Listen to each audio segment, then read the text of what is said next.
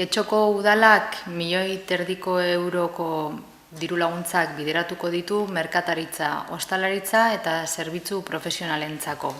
COVID-19ak eragindako egoeran ondoren udalerrian establezimenduak berriro irekitzea ahalbideratzeko.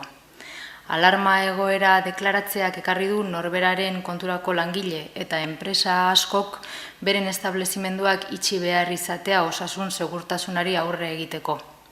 Udalerriko negozioak ixtearen ondorioz, pertsona eta enpresa txiki askok zailtasunak izango dituzte beren jarduerari berriro eragiteko. Konfinamendu aldian amaitzen denean, noski.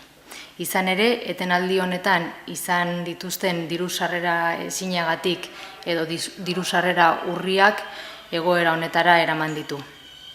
Hori guztia dela eta udal gobernuak neurri ekonomikoak bultzatu behar direla uste du, Getxon dauden establezimenduei berriro ateak irekitzen laguntzeko.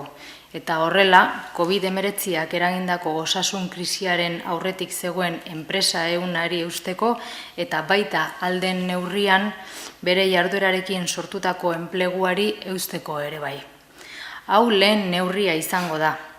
Bizkaiko Foru Aldundiarekin eta Eusko Jaurlaritzarekin lankidetzan, herritarrak normaltasuna berreskuratzen joateko behar diren jarduerak sustatzen eta osatzen jarraituko du udal honek.